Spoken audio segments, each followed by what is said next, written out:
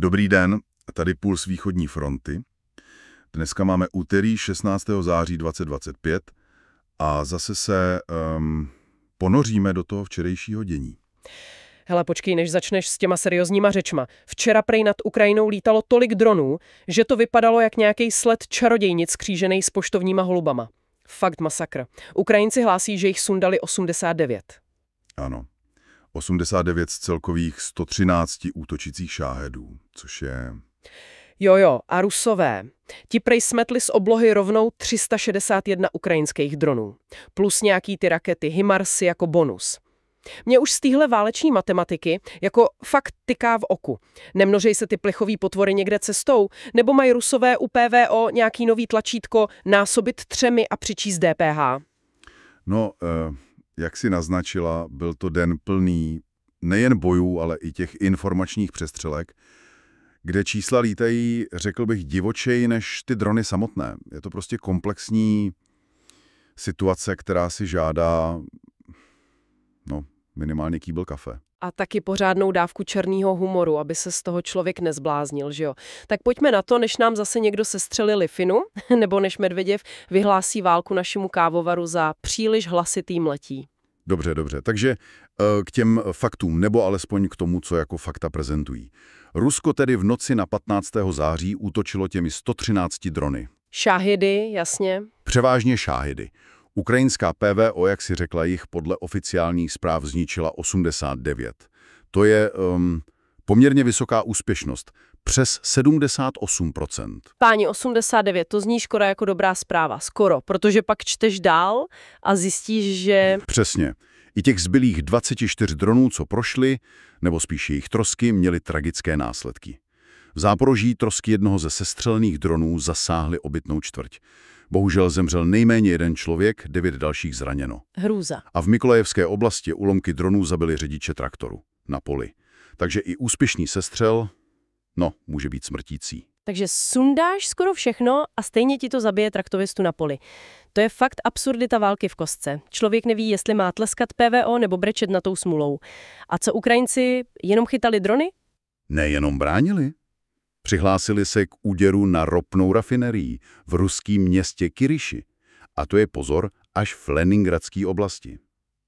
Hodně daleko teda. Hodně daleko od fronty. Podle ruských zdrojů tam skutečně vypukl požár. Ale tvrdí, že ho způsobily padající trosky. Poté, co jejich PVO, ty ukrajinský drony, sestřelila nad areálem. Jasně je. Požár v rafinerii po sestřelení dronů. To je, jako kdybych řekla, že jsem si sama zapálila gauč, když jsem se snažila placačkou zabít komára. Technicky jako možný, ale smrdí to výmlivou na 100 honů. Fakt. A teď k těm číslům z druhé strany. Ruský ministerstvo obrany tvrdí, a teď se prosím něčeho fakt chyť, že za posledních 24 hodin sestřelili neuvěřitelných 361 ukrajinských dronů. 361. Ano, slyšíš správně, 361. Počkat, to je v průměru 1 dron každé 4 minuty. 24 hodin v kuse. To už není protivzdušná obrana, to je nějaká droní genocida na běžícím pásu. A k tomu prý ještě zničili 4 rakety HIMARS, ty americké raketomety. Tyjo, to musela být nějaká množstvení sleva z Číny, ne? Kup 2, 3. sestřelíme zdarma. Nebo se jim jenom zase třásly ruce a viděli každý dron 3krát. Možná počítají i ty holuby a větší mouchy. Nebo jak si říkala ty svoje, co jim spadly únavou. Tvoje hypotézy jsou, kreativní. Faktem zůstává, že rozdíl mezi 89 zničenými ruskými a 361 sestřelenými ukrajinskými je, řekněme, propastný. Propastný je slabý slovo, to je černá díra informací. A aby té absurdity nebylo málo, ruská státní média, konkrétně agentura TASS, to je ta jejich hlavní hlásná trouba, pilně šířila nový prohlášení. Od Dmitrije Medveděva. Ach, Dyma. Náš oblíbený internetový troll s jaderným kufříkem, co pak nám zase vzkázal z hlubin své duše a lahve.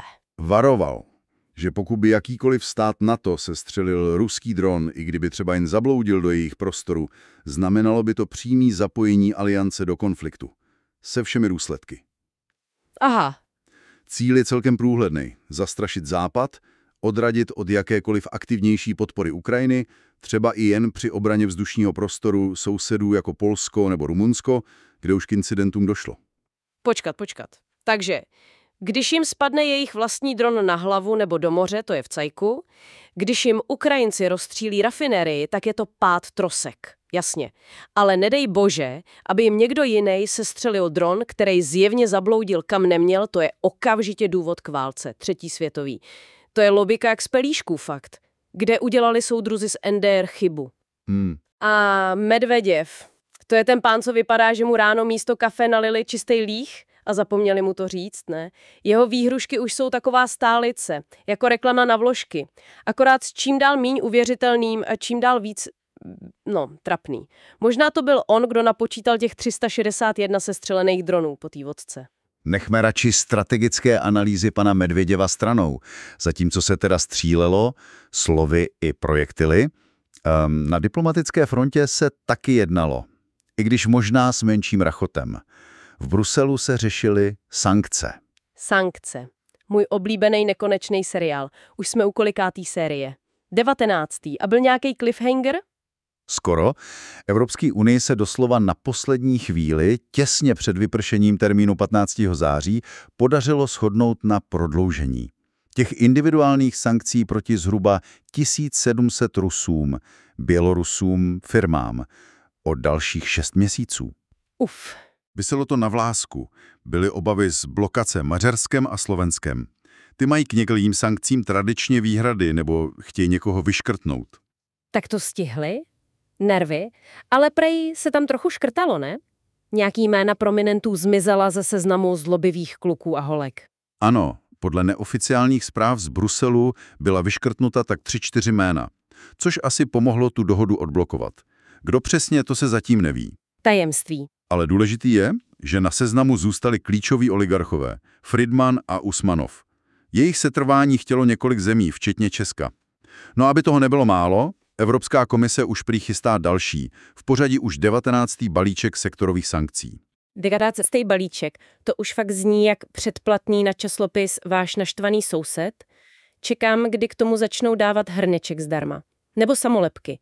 Nazbírej 10 balíčků a získej plyšovýho medvěda, teda spíš medvídka v neprůstřelný vestě. I když, jestli tam škrtají jména, tak to spíš vypadá na předplatný s možností kdykoliv zrušit členství pro VIP. No, uvidíme, co přinese.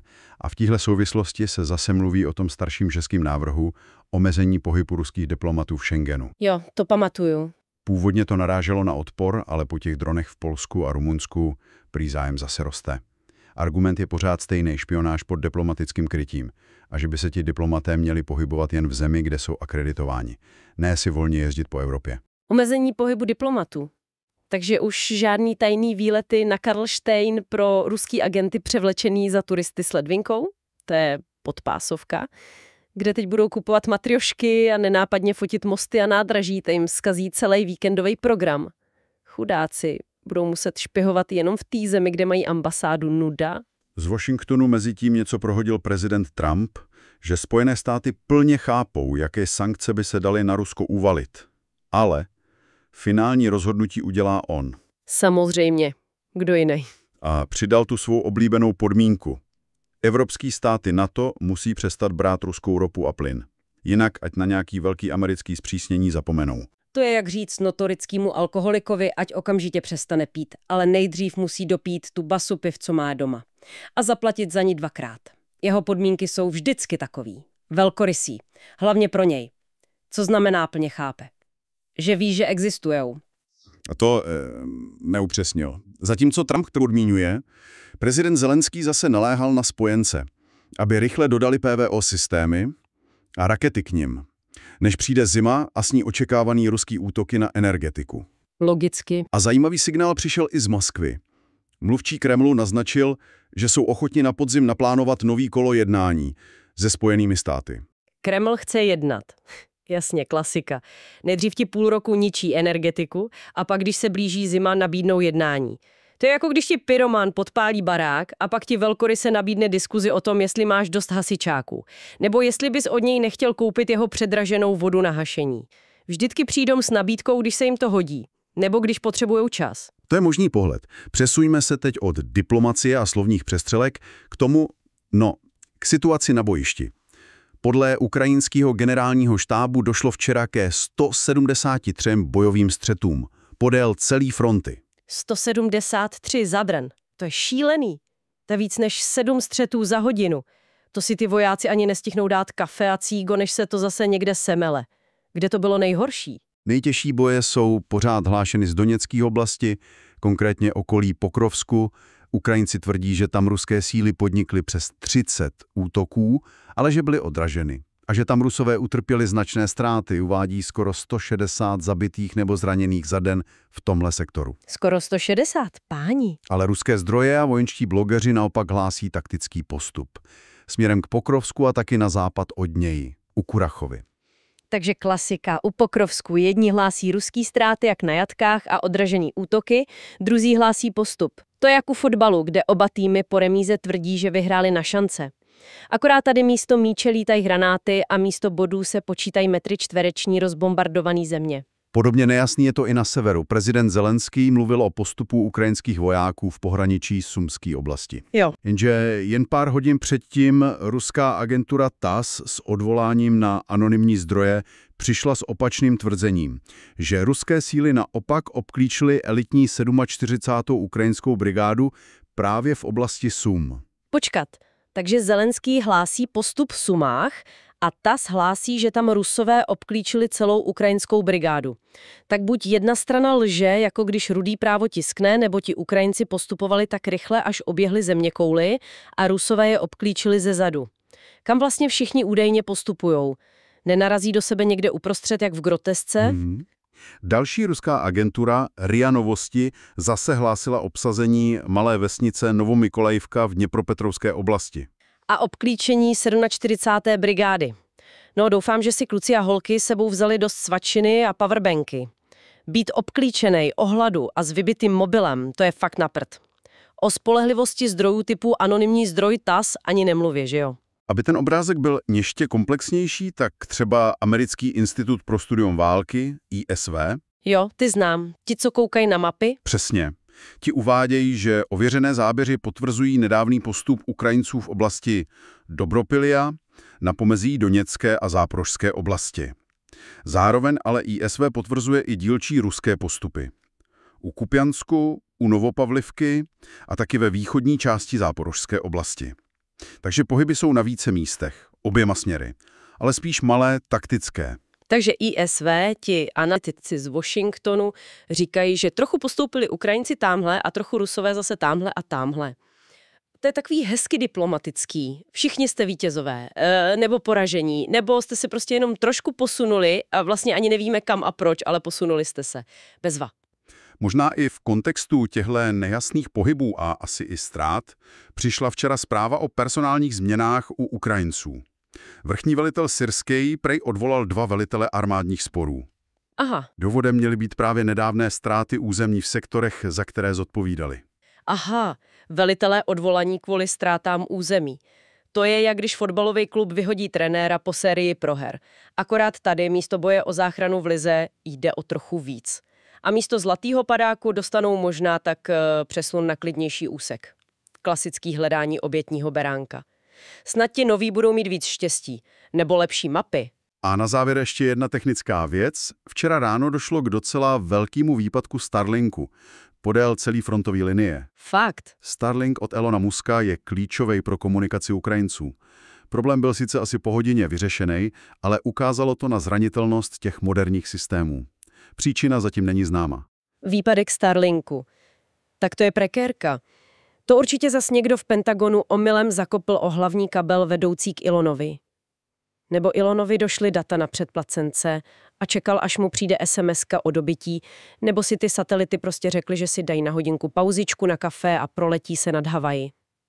Každopádně to ukazuje, jak moc visíme na rozmarech jednoho miliardáře s podivným účesem. Jeden tweet a půlka armády je bez signálu. Skvělá budoucnost. Takže když se pokusím o nějaké, seriózní shrnutí, zase jsme viděli komplexní a dynamický dění. Intenzivní boje s oboustranně hlášenými úspěchy i ztrátami, které je těžké ověřit. Těžké je slabý slovo. Nemožný. Pak diplomatické snahy o tlak na Rusko skrze sankce, i když s problémy při hledání jednoty. A to všechno zabalené do té všudy přítomné informační války. Protichůdná tvrzení, propaganda, čísla, co si odporují. Jo. A nezapomínejme na technologii, drony, závislost na satelitech, jejich výpadky. Hele, zkrátka a dobře, je v tom pořád bordel jak v tanku po generálský inspekci spojený s ochutňávkou samohonky. Fakt. Jeden neví, jestli má věřit spíš generálovi po 5 panákách nebo satelitu, co si zrovna dává šlofíka nad Pacifikem. Tvrzení lítají sem a tam jak pingpongový míček na perníku. Ukrajinci se střelí 89 dronů, Rusové 361. Jedni postupujou na sever, druzí je tam obkličujou. Medveděv vyhrožuje apokalypsou, když mu někdo šlápne na droní kuří oko. Sankce se prodlužujou, ale pár Jemen se ztratilo. Celý mi to přijde jak nekonečný seriál na Netflixu, co už dávno ztratil pointu, ale bojí se ho ukončit. Akorát, že tady místo spoilerů lítají rakety, místo špatných herců umírají lidi a nikdo neví, kdy a jak tahle zatracená série skončí. A je to celý pěkně na hovno. Děkujeme za pozornost, to byl dnešní ponor do reality východní fronty. Slyšíme se zase příště u Pulsu východní fronty. Mějte se fanfárově, udržujte si kritický myšlení ostrý jako břitva a nevěřte všemu, co lítá, teda vlastně ani tomu, co stojí pevně na zemi a tváří se u toho děsně důležitě. Čau.